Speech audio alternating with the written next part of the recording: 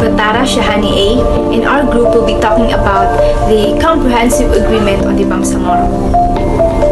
During President Duterte's inaugural speech, he committed to implement all signed agreements in step with constitutional and legal reforms, and this includes the Comprehensive Agreement on Bangsamoro, or CAB. So first, what actually led to the creation of CAB? It is the Framework Agreement on Bangsamoro, or FAB.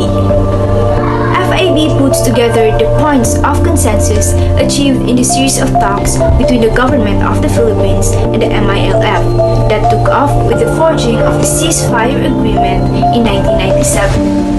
And it also showcases the steps and the mechanisms for the transition leading to the creation of the Bangsamoro. But we must note that the Framework Agreement on Bangsamoro is not the final agreement yet. Adding the FAB and its 4 annexes resulted to the Comprehensive Agreement on Bangsamoro. Now, what exactly is this Comprehensive Agreement on the Bangsamoro? After 17 years of negotiations, CAB finally got through on March 27, 2014. CAB is the consolidation and affirmation of all the GPH and MILF signed agreements from 1997 up to the present. This was basically the final peace agreement. These contained annexes on revenue sharing, resource exploitation, and wealth sharing. The GPH and the MILF agreed to the establishment of new Muslim autonomous government, or the Bangsamoro government. And prior to the establishment of this new government, the Bangsamoro Transition Commission would draw up a draft for the Bangsamoro Basic Law, or BBL, and various related ordinances.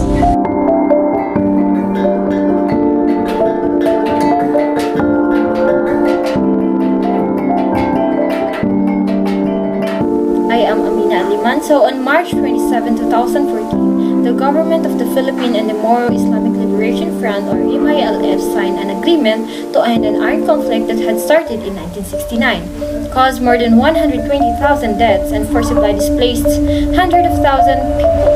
The Comprehensive Agreement on the Bangsamoro is the main peace agreement to be signed worldwide since the agreement that stopped the armed conflict in Nepal in 2006. So, underlying the CAB is the recognition of the justice and legitimacy of the cause of the Bangsamoro people and their aspiration to chart their political future through a democratic process that will secure their identity and posterity and allow for meaningful self-governance. The Comprehensive Agreement is a product of pursuit for a solution to the Bangsamoro question with honor, justice, and dignity for all concerned. It ends the armed hostilities between the two parties and provides for the negotiated political settlement of the Bangsamoro Christians, thereby ending the armed conflict between the GPH and the MILF and promoting peace and stability in this part of the world. Number 1 policy states that maintain the peace order in Bangsamoro. Number 2, transitional components of normalization to ensure security collaboration and several joint mechanisms shall be established. Number 3, decommissioning shall be process that includes activities aimed at achieving a smooth transition for the BIAF members to the productive civilian life. And number 4, redeployment of the AFP. The government shall redeploy AFP units and troops from or within the Bangsamoro system with a normal and peaceful life and the progress in other aspects of normalization. And take note, everyone, that these are just some part of the statement. Number 5, the UXOs and landmines stated both parties commit to uphold the deed of commitment under Geneva Call for adherence to a total ban on anti-personnel mines and for cooperation in mine action. Signed by the MILF on 7 April 2002 as part of the normalization process. Parties also hereby commit to jointly undertake mine unexpected ordnance or UXO detection and clearance demining, as well as mine risk education with the assistance of concerned organizations, including the project provided in the guidelines for the implementation of the Philippine campaign to ban landmines. Foundation suicide the managed project of May 5, 2010. This shall be undertaken as a measure for the rehabilitation, reconstruction, and development efforts and for the confidence building and efforts in support of the larger peace process. And number 6 is the disbanding of private armed groups or PAGS. The GPH in coordination with the MILF will conduct a corresponding assessment and devise a plan for the disbandment of private armed groups as part of the normalization process. The party shall develop and adopt new guidelines to affect the partnership. Number 7. Socio-economic program. The socio-economic program should be community-based and reinforce social cohesion and strengthen and preserve the unity of the communities for this purpose. A community needs assessment shall be undertaken. Number 8. Transitional justice and reconciliation. The organization, structure, and the other function of the TGRC shall be specified in the terms of reference agreed upon, signed by the panels. Number 9. Resource mobilization. The GPH shall provide the necessary funding for the normalization process. And number 10. Confidence building measures.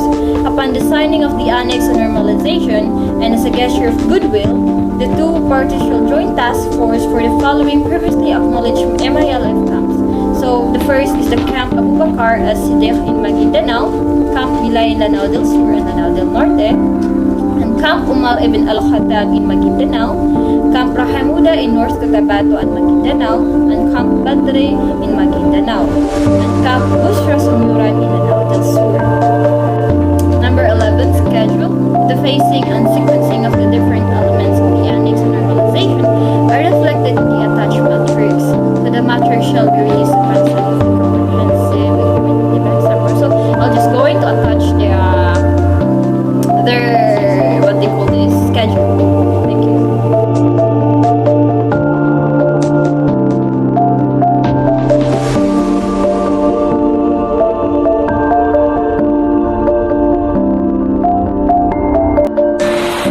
So my part is to explain or discuss about the purpose of CAB or the Comprehensive Agreement of Bangsamoro.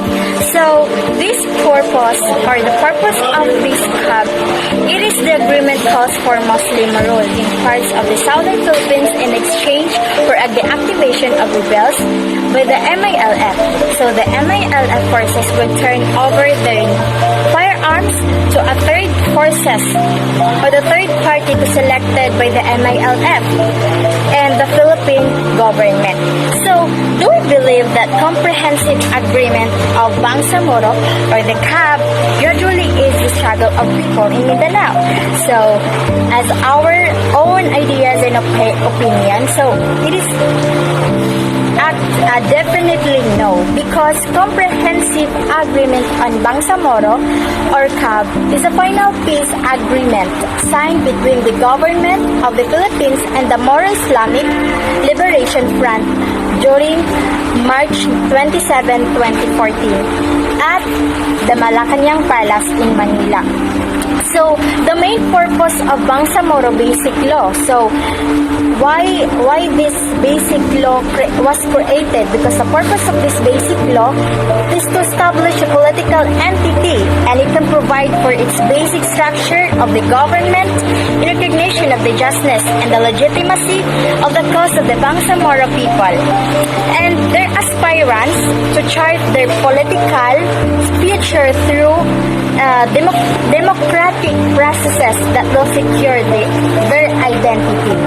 So, how would Mindanao can achieve that peace, and how Mindanao achieved peace?